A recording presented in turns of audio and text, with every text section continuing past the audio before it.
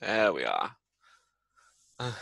So, yes, we're going to see the story of Aladdin today. But maybe not. If you're familiar with the Disney film Aladdin, this is going to be a bit different, as you can probably imagine. Um, and before we jump into the actual story itself, Aladdin, or sometimes it's called Aladdin and His Wonderful Lamp. Aladdin is a story from a series, a set of stories called 1001 Nights, or sometimes just Arabian Nights, depending on who wrote the book. Um, and this is a big, long collection of stories. This is very, very old. Probably, I mean, we have written versions going back to the 14th century, but it could well be that the stories are much older than that, like a lot of these things, of course. Um, and our story is part of a big collection of stories, and there's a story about the collection of stories before you can start the story itself. I hope I didn't lose anyone there too much. Eliza, I also love chickens. Um, Good morning, Noah and Shepherd. Hello. So, the Arabian Nights, there's a strange story behind them. There's this king, a sultan, living in Arabia during the time of the Sassanid dynasty, apparently, if you believe the stories, the myths. Um, where is the chicken of France? I don't know. His name is Sharia, which I probably pronounced terribly wrong, but we'll go with that. Sharia. And he has a wonderful wife. His brother also has a wonderful wife, but unfortunately for both his brother and for the Sultan himself, well, both their wives cheat on them, making them very sad. And of course, when you make a sultan sad, he generally gets even. And so he had his brother's wife and his own wife executed. Dum dum dum. Now, he decides that he definitely likes wives, but that he cannot stand to have his heart broken by them ever again. Ooh, a bitter, bitter sultan. And so he goes through this long string of terrible events. He, every few days or every week, or it doesn't really say in the thing, he will marry a new woman. Hooray! There'll be a big wedding. Hooray! And then the next day, he will have her executed before she can break his heart. Ooh, dark. So this happens over and over and over again. The Sultan keeps marrying women and having their heads chopped off the very next day, just so they never hurt him emotionally. The poor thing. Mangry, says Kyle. Worse than Henry VIII. Maybe. Yes, at least Henry VIII gave them a little chance to upset him before having their heads chopped off, just in case they might upset him in the future. Now, one day, the Sultan, he marries a new woman. Shahrazada, I think is how you say it, but again, I'm not very good. This woman here from our picture. And so he marries her, and she knows the deal. Everyone's worked it out by now. If you marry this guy, you only get to live for one day, and then he has your head chopped off. So, not a great way to go. Rowan is saying, it's a boy. It's not a boy. It's just a picture. She's very feminine. It's a bit of a strange hat, though, I must say. Yes, somebody's saying here, Dumbledore's Phoenix, Shazad is another way that her name is often given as well. This is true. So, she knows that when she marries him, she's got one night left and then she's dead the next day. So, she tricks the Sultan. That night, she sits down with the Sultan just after their wedding and she starts to tell him a story. It's a fun story, an interesting story, an exciting story. But before she gets to the end, she says, right, I'll tell you the rest tomorrow. I'm off to bed. And of course, the Sultan, he really wants to hear the end of the story. So the next morning, he does not have her beheaded, but he keeps her alive for another day until she tells him a bit more of the story. And then that night, she does the same thing. She's telling him the story, and then she stops and leaves him hanging on a cliffhanger until the next day. So the Sultan and Shahrazade, they keep on going like this for 1001 nights Every night she tells a bit more story. Now, it's not all just the same story. As I say, there's loads of stories. Um, but she always pauses at some exciting point so the Sultan cannot bear to kill her the next day because, well, he wants to hear the end of the story. So, Aladdin fits in with one of those. Now, I am the passenger. Hello. Asks, am I going to tell all 1001 stories? I am not, I'm afraid. Certainly not this morning. Um, there are some very, very good ones, though. But I chose this one today because this is one that we're probably already familiar with the basic story of. But it's always fun to hear what the original versions are like if you know a more updated one. So, I'm not sure what night this is. I don't think it's the first night where she starts talking about Aladdin, but some night, somewhere within those 1001 nights of storytelling. Um, it will not take that long, David. Somewhere within these things, within these storytellings, she starts the story of Aladdin.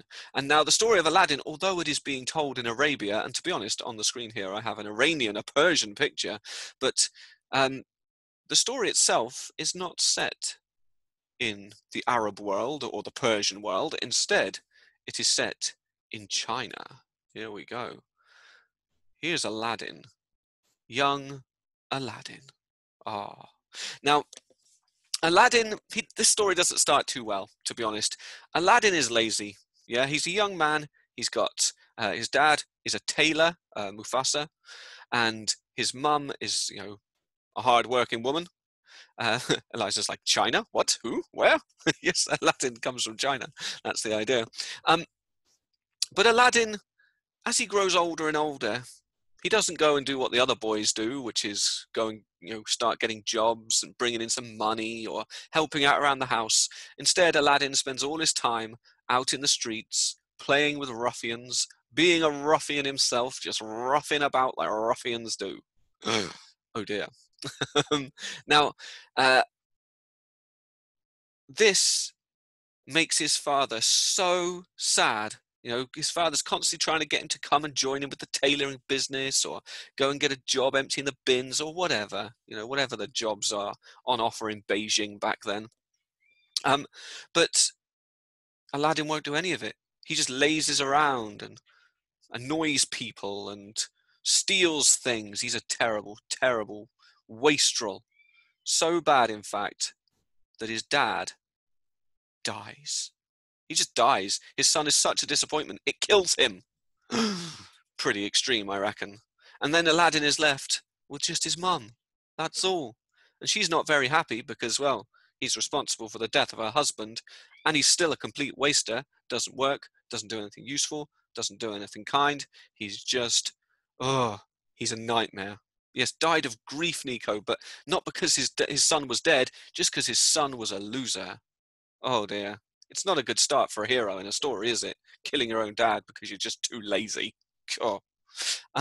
Now, Aladdin, he's out there in the streets one day being a ruffian when he feels a tap on his shoulder. And he turns around and there's this guy.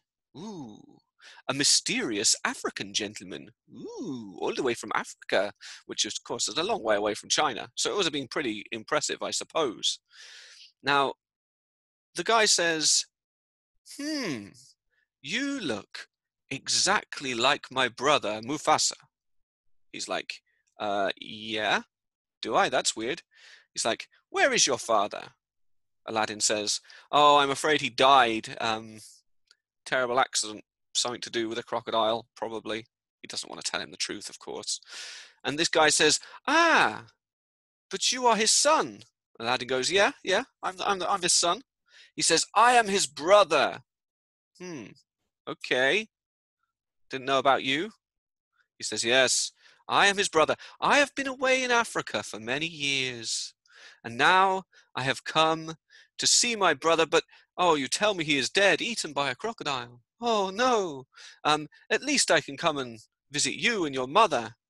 And so Aladdin takes the strange uncle back to his house to meet his mum. And his mum says, oh, wow, I did know that my husband, who was tragically eaten by a crocodile, he wasn't. I did hear that he had a brother, but I thought you were dead. And the guy says, "No, I'm not dead.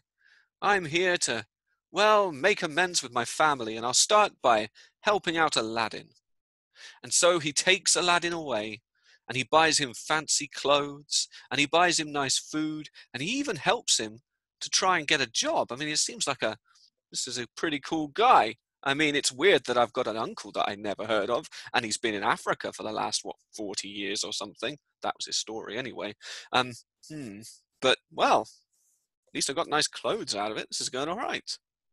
Now, not long after a few days of, pampering and helping out, the uncle, mysterious uncle from a faraway continent, sounds bizarre to me. Um, the mysterious uncle says, "Come with me, Aladdin. I need you to help me get something. I need you to help me find something, and something that only you can help me with. You are very special after all. You are the son of my brother." Suspicious. So Aladdin goes with him because so far everything's been okay. He's got free clothes and he's got nice food and he's even helping him find a job. It's pretty good. So off the two of them go. Now, we don't have names. Dumbledore's Phoenix is asking me, is this guy Jafar? And no, this guy is not Jafar. Jafar is in this story, but he's not really evil. Yeah, I don't have a name for this particular guy. He's just the mysterious uncle, is what we will call him, I suppose. But yes, there will be a Jafar later. Now, so they take him. The uncle takes him away. They first go to a wonderful garden where everything is wonderful. They have a nice picnic there. And then they go further on their journey. They're doing this by foot, by the way. They're just walking out away from the city, Beijing, we'll call it, since it was the capital of China. I don't know what the capital of China was back then in the time before memory began, but still. They leave the place. They go to this nice garden. They have a nice feast. The next day, they get up again and they start walking out into the desert.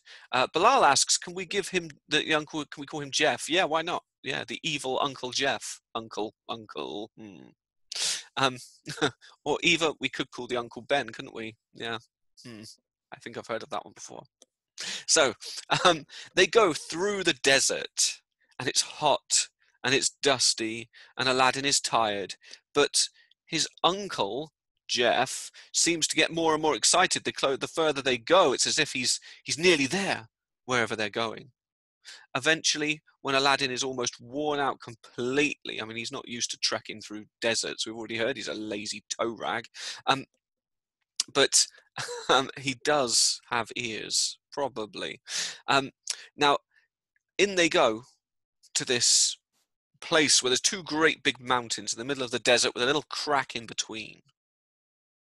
And there, in the crack between the two mountains, there's a big rock. And the uncle, he does something mysterious. He presses a switch maybe, or does a little spell or something, and the rock lifts up, showing a staircase going down into the ground. Ooh, spooky. Now he says, "Aladdin, wonderful. Have I told you, Aladdin, you're my favorite nephew? I've got a few, I've got loads. I've got like 16 in Africa. None of them are as cool as you. And only you can do me this important job. I need you to go down into this not at all spooky or mysterious cave. It's just a normal cave. I need you to go in there, and I need you to grab a lamp. There's a lamp right. Well, what happens? You go down the stairs, then you go through 6 halls, and then you come into a wonderful garden. In the garden, there's a plinth. On the plinth, there's an oil lamp. I just need you to take the oil out of the lamp, just chuck that on the floor, and come back to me. Really easy. So easy, in fact, that I'm going to give you this magic ring, just in case anything goes wrong." And he takes off a magic ring and he puts it on Aladdin's finger. Aladdin doesn't really know what to think about that, but cool, okay, I've got a ring of safety or something. He says, "One thing, don't touch anything." Aladdin thinking, whatever, I mean, do what I want, I'm Aladdin.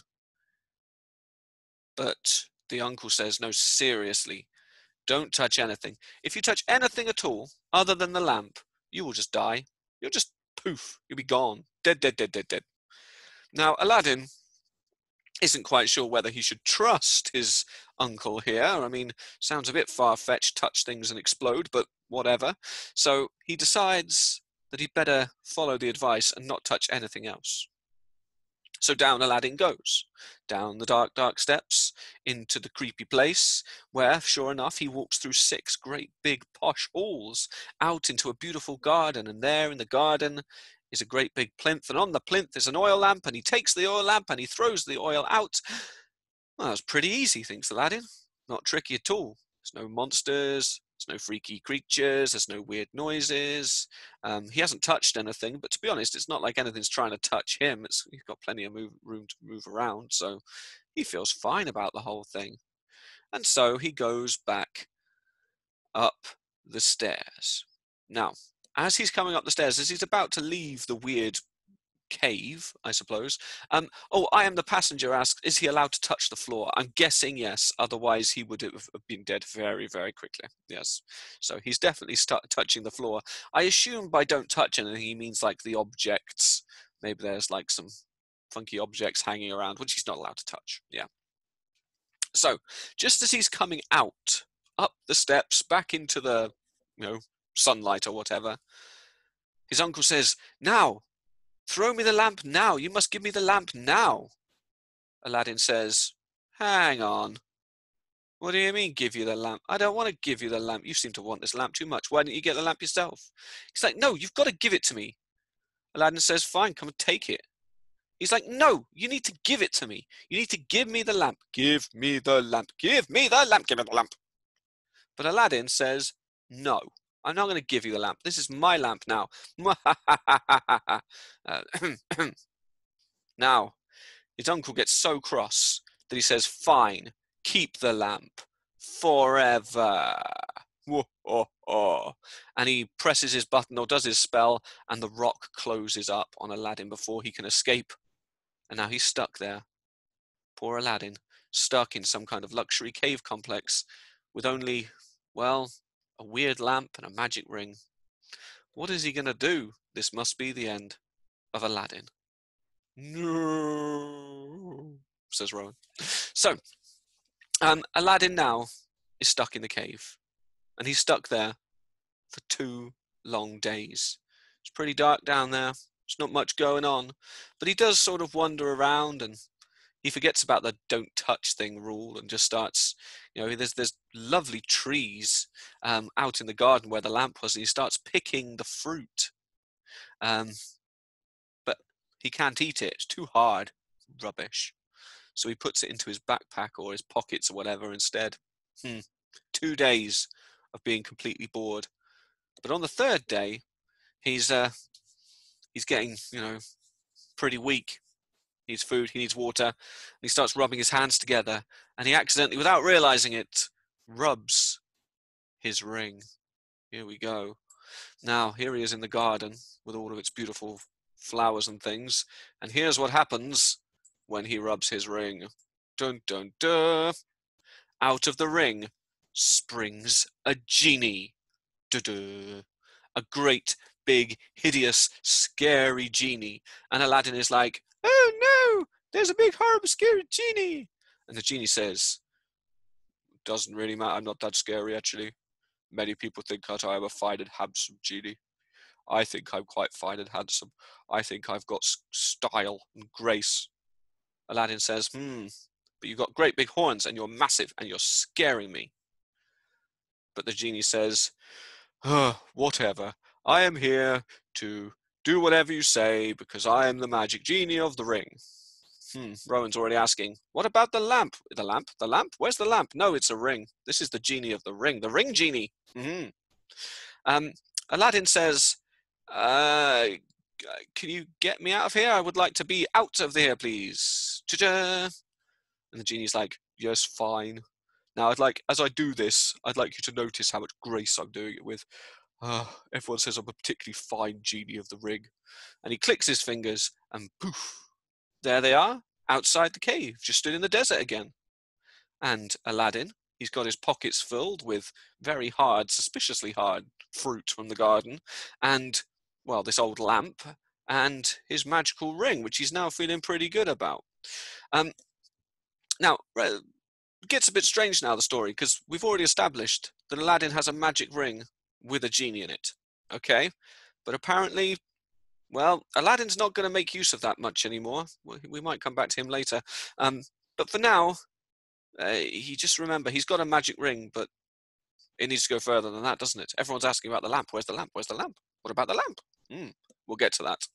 So, Aladdin wanders back across the desert, that long, arduous journey, all on his own this time, till eventually he gets back to Beijing and back to his mum, who's like, "Where have you been? Oh, what have you been doing? Not been doing anything good, have you?" Well, he gets home. His uncle's gone.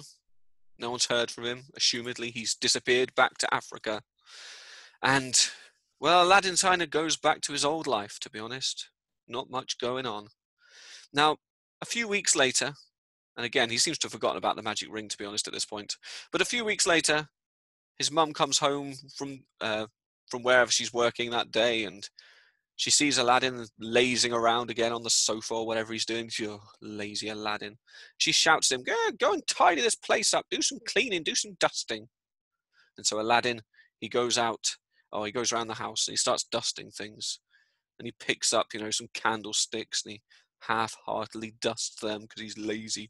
Then he goes and maybe sort of half wipes down the surfaces. He can't really be bothered. He's Aladdin, whatever.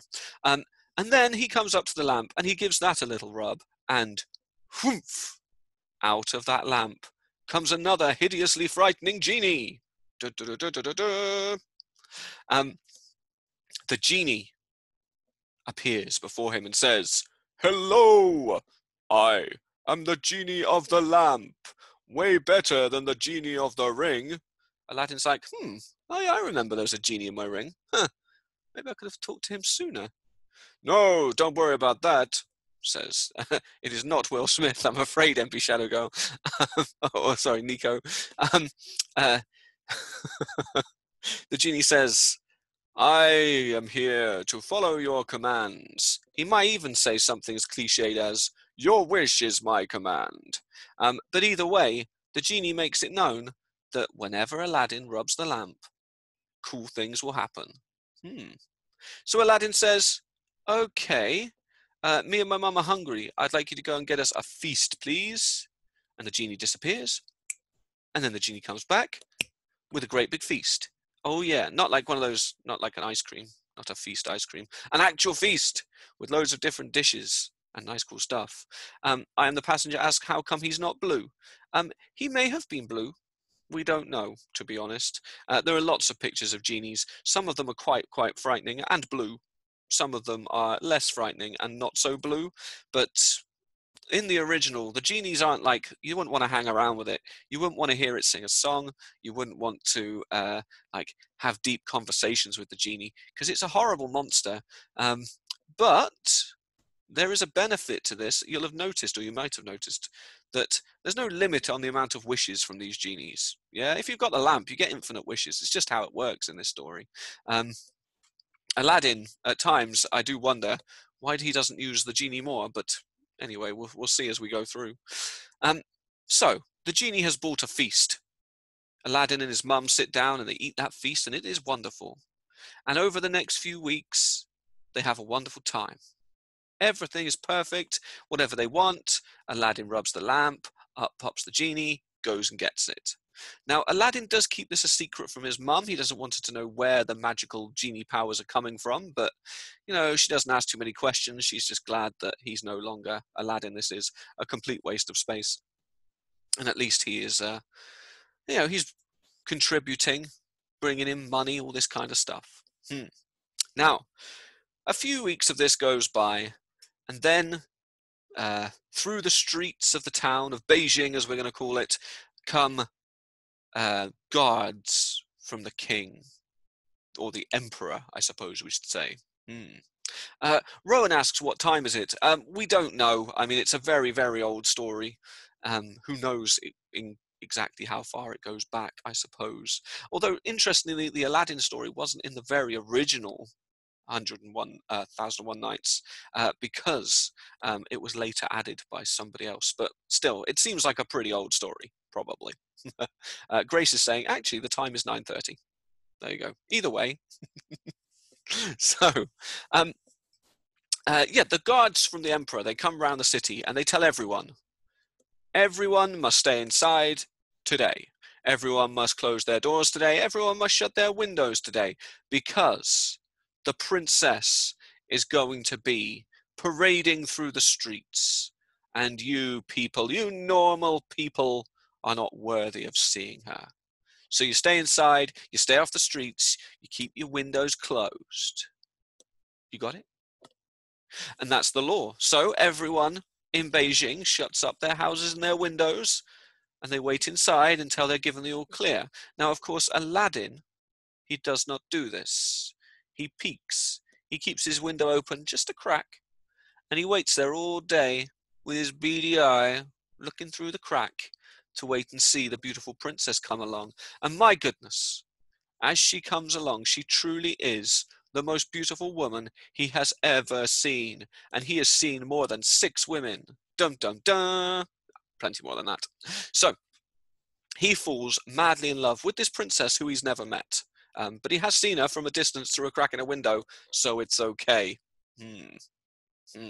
Suspicious.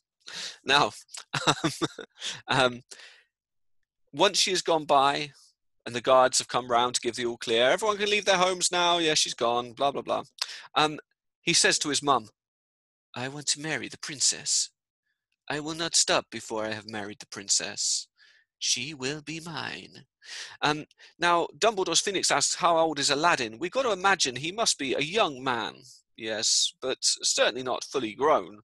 So, I don't know. I mean, back in history, people tended to get married at a much younger age, so maybe he's like 15 or 14 or something like that, maybe. Maybe the princess is a great old 12-year-old by this point or something, yeah. Who knows? Use your imaginations, I guess. 29, Explorer Gengar. Why not? So, there they are. He's fallen in love with her, but of course he can't just go to the palace and say, "Oh, I've fallen in love with the princess. Will you marry me?" I mean, he's a bit of a waster. He's a bit of a lazy guy. He's not very posh at all. So his mum says, "I will go to the palace for you, and I will take a gift to the Sultan." But what gift to take? If only we had access to magical genies or something. Aladdin doesn't think this way. He thinks, haha, I know what I've got that the Sultan would like, or I should say the Emperor. He says, those really hard fruits that I found in the enchanted garden, we can give them to him. And he goes and he searches through his old jacket or whatever to take some out of his pocket, and yes, sure enough, the hard fruits that he got are so hard because they are made out of gems and jewels that sparkle and flicker in the sunlight. It's like amazing. And he says, "Mum, take these to the Emperor. I'm sure when the Emperor sees these wonderful fruits, he will let me marry his daughter, because of course this is an old story and that's how it goes. You just have to give someone's dad impressive fruit, and they will let you marry their daughter, even though you have not met them before this very moment." So, off goes the mum to the court of the Emperor. Here we are. Ooh, hang on. Oh, I want that one there. There we go. Now, the Emperor, he does this thing every day where he comes and he sits on his throne and he opens up the doors and he lets the public come in, so he can hear their problems and try and help them out, you know. Maybe this guy's come in here because he's lost a sheep and the Emperor might be able to help him find the sheep, or maybe give him a new sheep. Maybe this guy's coming because their neighbor keeps calling them names, so the Emperor tells the neighbor off, that kind of thing, you know. Now, Aladdin's mum, she comes in on the first day and she stands there with her fruit wrapped up in napkins, and she stands right in front of his eye line. She doesn't say anything, she doesn't do anything, but the Emperor ignores her for the whole day.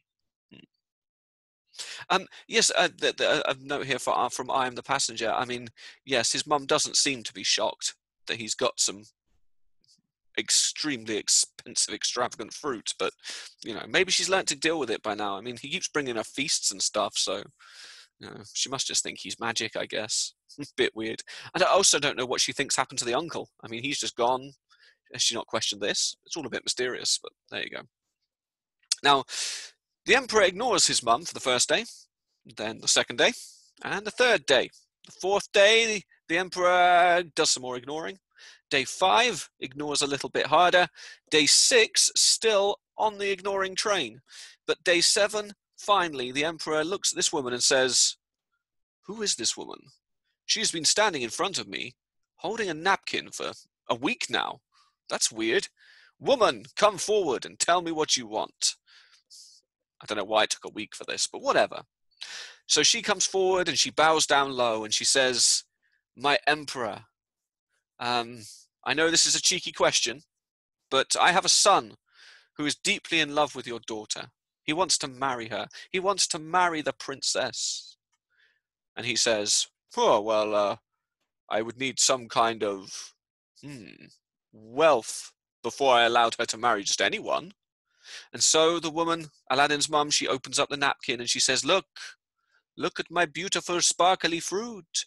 Ooh. The emperor says, "That is nice sparkly fruit. For sure he can marry my daughter. Ha ha, love a bit of shiny fruit."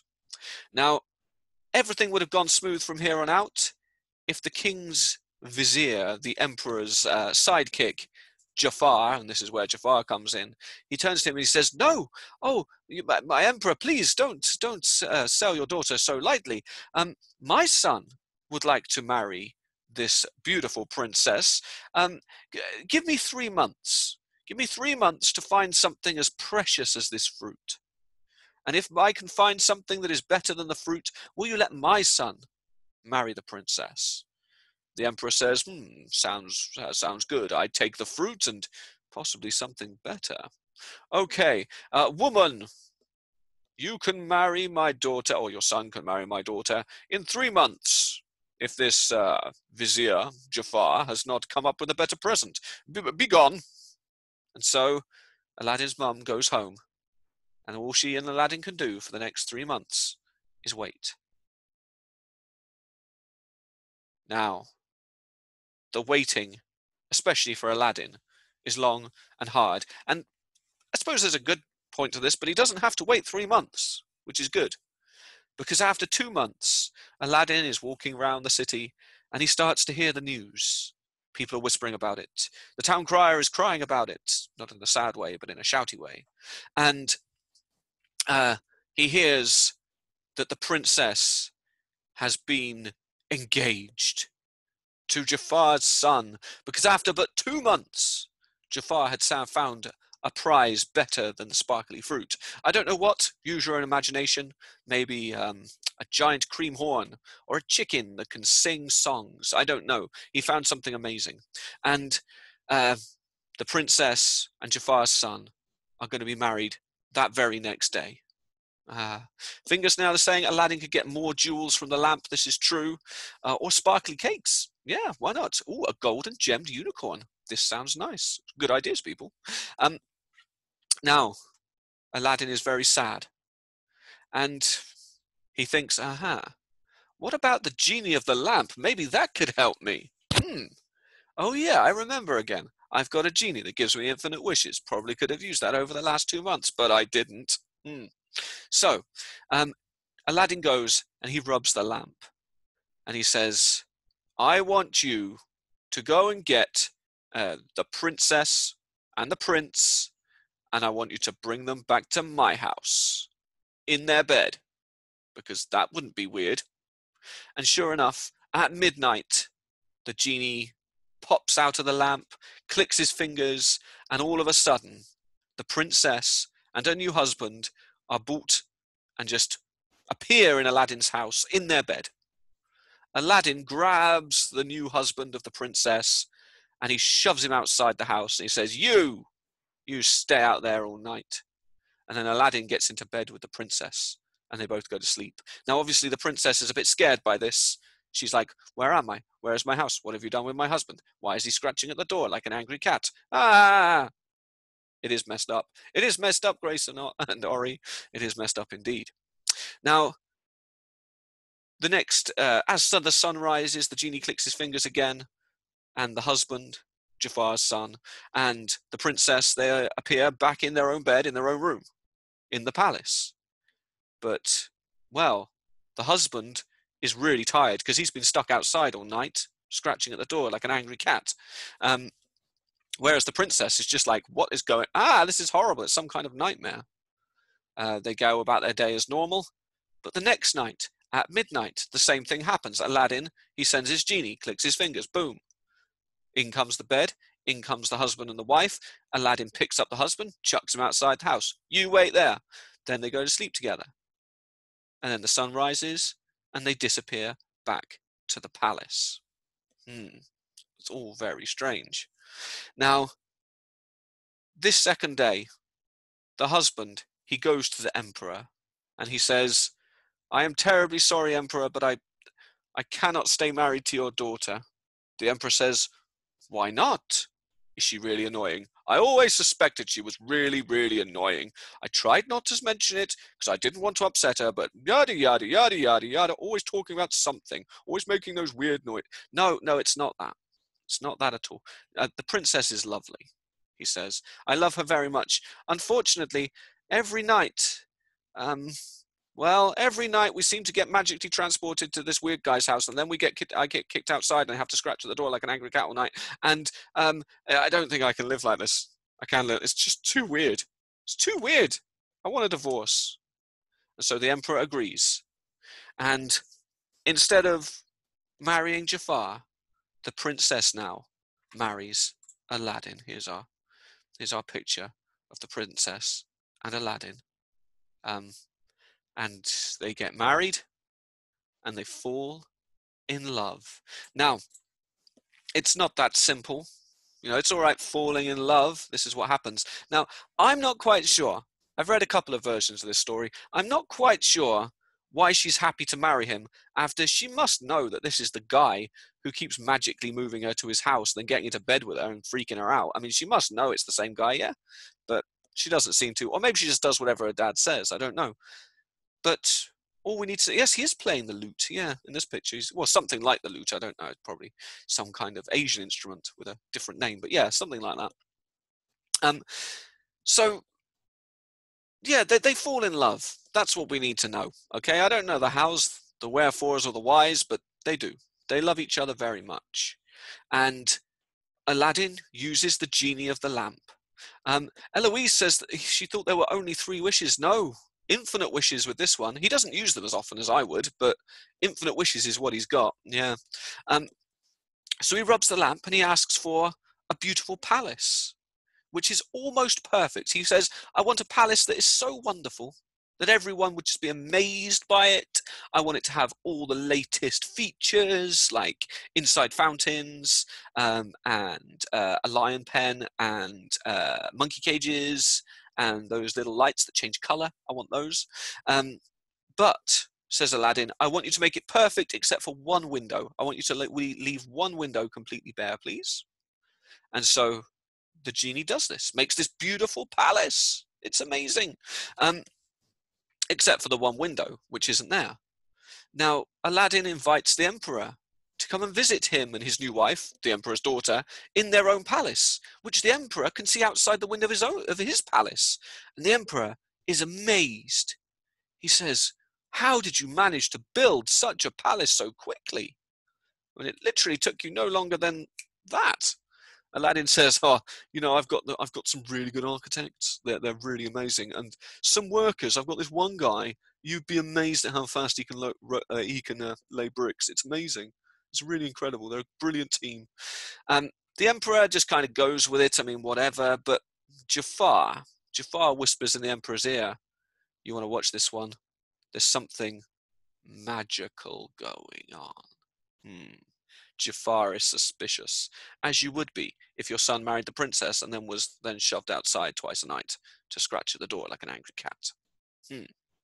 So The emperor, though, doesn't seem to care too much because the princess is happy. When the emperor comes to the house, he says, look, this is a wonderful palace. This is a beautiful palace, but can you tell me why there is one window that is missing? And Aladdin says, well, I knew it was a wonderful palace, the best palace there was, probably. So I thought what I would do is I would save the very last detail for you, O Emperor, so you could have the honor of finishing my palace off. And so the emperor, he claps his hands and he brings in his workforce and he says, I want this window to match the other windows. And the workforce, the architects, the builders, they look at it and they go, ooh, that's going to cost you, that is, because I don't think we've got enough gems. I mean, look at all the other windows. They're covered in gems and wonderful things, but I don't think we have enough. The emperor says, go on, just get to it. I want it finished by the end of the day. 3 weeks later, the window is still only half done. I mean, and they've run out of gems, to be honest. Aladdin says to the emperor, he says, look, don't worry about it. Okay, I mean, I know you're trying, Emperor, and I know you're a really rich guy, and I know you're fantastic and all that. Really love the hat. But I don't feel like you're going to get this window finished. So Aladdin has the window broken up. He gets all the jewels and gems given back to the Emperor. And then, of course, when no one's around, he clicks his fingers and boom, the window is finished. The Emperor is amazed. He realizes that Aladdin must have the best window makers on the planet. And so Jafar gets more suspicious. There must be something magical going on here. Now, everything is fine and fun in the new palace. There Aladdin lives with his beautiful princess wife, and his mum, I assume, lives there with him too. But one day, Aladdin is away. You know, he's on a business trip or whatever, I don't know. Maybe he's gone to play golf. But he's away for a while, and he leaves his wife at home with the servants, and everything is fine. Until the evil uncle reappears. Dum dum dum. Where has he been? Nobody knows. Why didn't he come sooner? I don't know. But here he is. And he's walking through the streets of Beijing holding a great big basket of brand new shiny oil lamps. And he's shouting out as he goes, new lamps for old, new lamps for old. Some kind of ancient Chinese scrappage scheme. But the people of China, obviously, the people of Beijing, they hear this and they just start laughing at him and calling him names. Yeah? What do you mean you want our old lamps? You'll give us new ones. You're like the worst businessman we've ever heard of. You're just rubbish. And you've got some kind of ice cream cone on your head. But, of course, the evil uncle does not care because he's got a plan. And he walks by the palace of Aladdin and he shouts out, new lamps for old. You give me your old lamps, I'll upgrade you to a new one, free of charge. Why is the uncle evil? Asked Eloise. I don't know. He's just an evil uncle. He wants a genie. That's what he wants. The problem is, the only way to get the lamp is to be given it by someone else. That's what the uncle says. And because Aladdin didn't give it to him freely, he couldn't have the power. He needs to be given the lamp. Now, I know, before you say it, how come Aladdin can use the lamp? He wasn't given the lamp. I don't know. It doesn't quite fit together. But we do know that the uncle cannot use it unless he is actually given it by someone else. And so he goes to the window of the palace and he's shouting out, and the princess hears this, and she knows nothing about the magic lamp. She just thinks that Aladdin is just an amazing guy, you know, can build palaces and stuff like that. So she hears it and she says, oh, there's that old scruffy lamp that Aladdin leaves around every now and again. We'll go and trade it in. He'll be happy about that. And she takes the old lamp and she gives it to the evil uncle, who gives her a nice new shiny lamp. And then he just throws away the rest of the lamps, doesn't really care about it, tee-hee-hee, and back he runs to Africa. I mean, I don't know how long that takes him, but whatever. He runs back, and there he rubs the lamp and gets his own genie to work for him. Dum, dum, dum. Now, no sooner has this guy run away with the lamp, but the palace that Aladdin built disappears. All of his fine clothes that he wished for, they disappear. All the nice food, all the servants, it's all just gone. And the emperor, he looks out of his window and he sees that the palace has disappeared, and he calls for his guards and he calls for Jafar. What's going on? Where is that palace gone? Where is my daughter? He gets very, very concerned. And now it's about this time that Aladdin arrives home from his trip. Well, he doesn't arrive home because his home has gone and his wife has disappeared. And waiting for him on the spot where his palace used to be are the emperor's guards. And they grab him and they drag him back to the palace, the emperor's palace. And the emperor decrees that he will be beheaded because he lost his palace and his wife, the emperor's daughter. Now, Aladdin says, hang on, whoa, don't kill me yet, no. I tell you what, I will rescue the daughter, I will rescue my wife, and I will bring back the palace. You just got to give me some time, guys. Yeah, I'll have her back to you soon, but don't kill me now. The king, the emperor, he's not impressed. I will kill you now. You are an enemy to the people. You are a traitor. You have killed or lost or otherwise stolen my daughter. Now he's about to have him killed when the emperor looks outside and he notices the people of the city are marching on the city, holding banners saying, "We love Aladdin," and "Aladdin is cool." Again, I'm not sure why. I mean, nothing so far in the story has told us that Aladdin is loved by everyone. In fact, most of his actions would kind of suggest that nobody likes him, but whatever. The people of Beijing have spoken. They demand that Aladdin be given a second chance. They demand that the emperor leave him alone. So Aladdin is freed to wander around the city to try and think of a plan. And then, he remembers that he has another genie. I mean, how could he have forgotten? He's got the genie of the ring. So he rubs his ring and he says, "Genie, I want you to take me to my wife. I want you to take me wherever she is. I want to go there. I want to be there now." And the genie of the ring goes, "Yeah, sure, that's fine. I can do that." And there he goes. Boom. He's in Africa. Wow. And he's outside his own palace. His wonderful palace that was in China now seems to be in the middle of Africa. This evil uncle is definitely, too evil for me, thinks Aladdin. Now, the palace is there. He peeks through the window. He sees that his wife is there. And he notices that the evil uncle is not.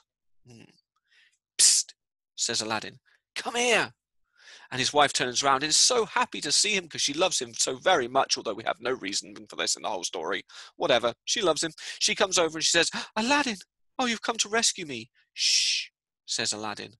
"I'm going to have to rescue you the old-fashioned way," even though he's got a magic ring. He says, "Look, you need to go and ask the magician. You need to ask him, my evil uncle. You need to ask him to get you some wine, okay? Because I've got a plan." So she says, "I don't like him. He's horrible. He's disgusting. He's not like you, Aladdin. He's all mean to me, and he's got a really weird way of evil laughing all the time, even when nothing really funny or evil has happened. Yesterday, he just evil laughed because he kicked a stone. What a weirdo. He's obsessed with evil laughing. I don't like him."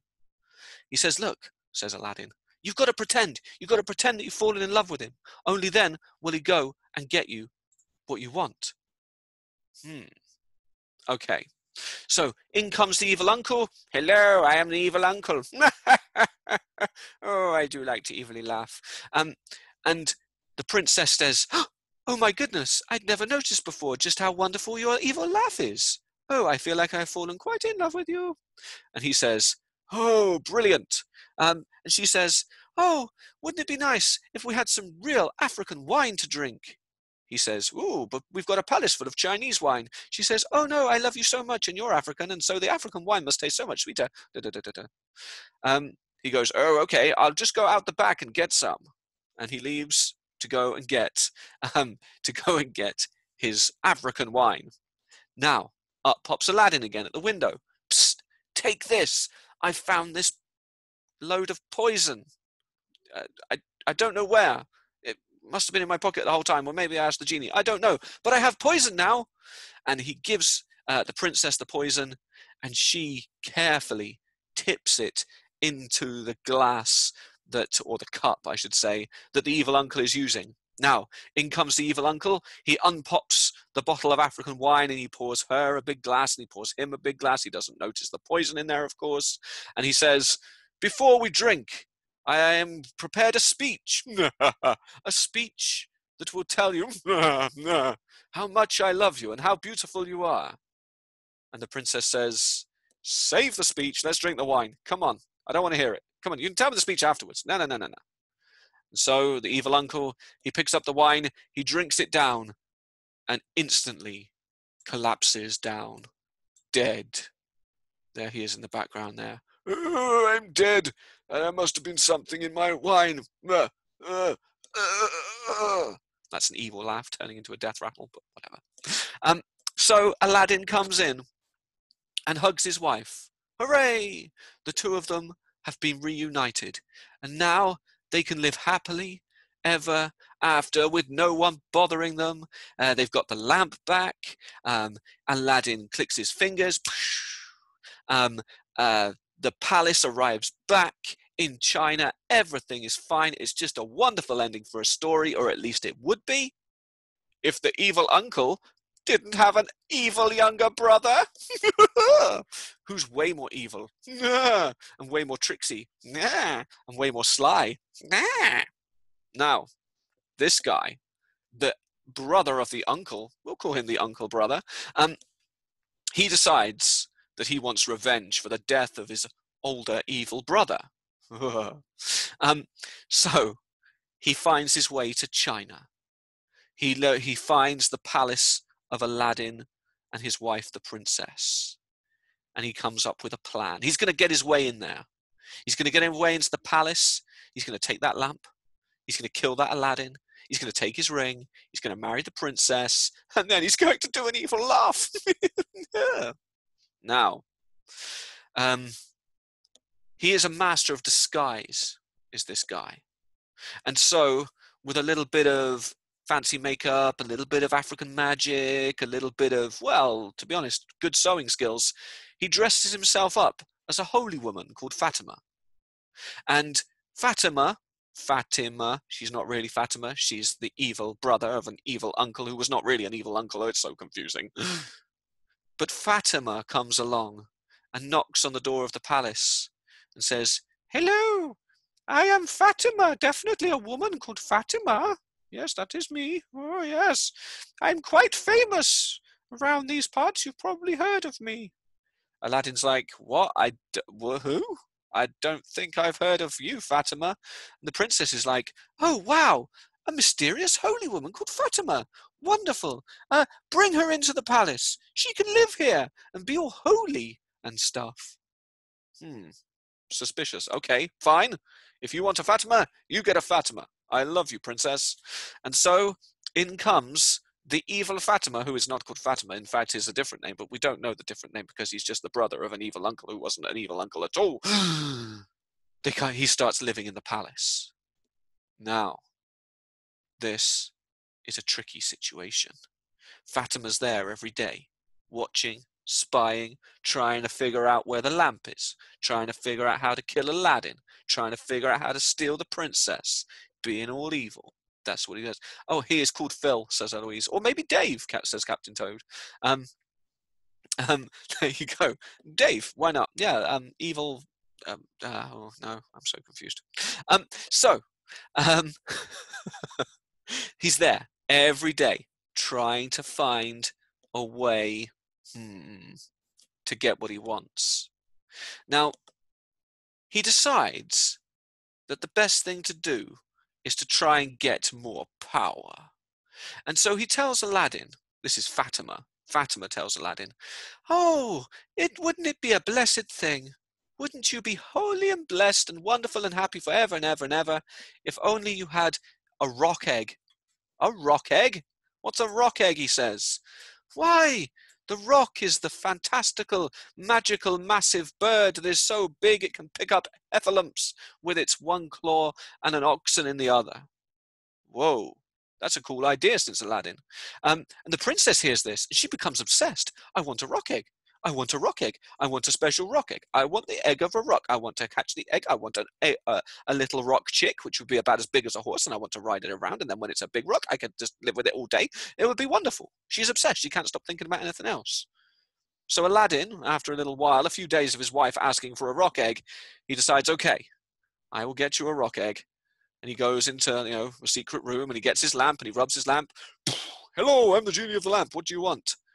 I'd like a rock egg, please, says Aladdin. And for the first time, the genie loses it. I am not here to get you a rock egg. The rock is my ultimate master.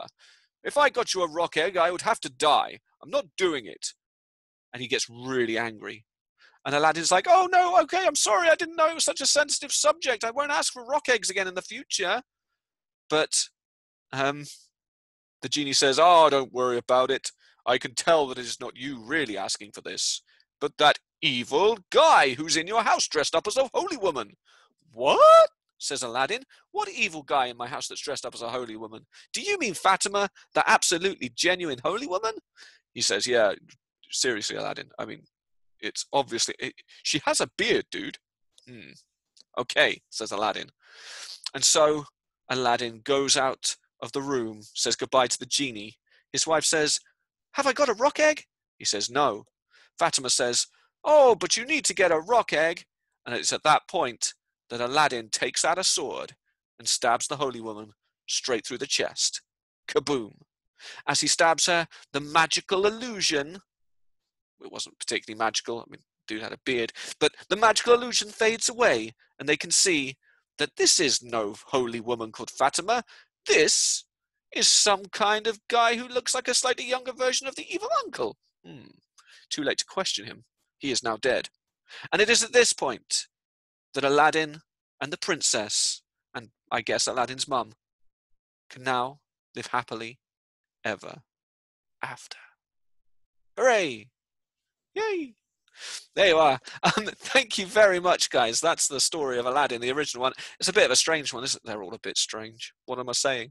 It's been absolutely wonderful doing these sessions for a while now. It's been incredible. And thank you so much to everyone who joins in every time and gives me all of your weird and wonderful comments.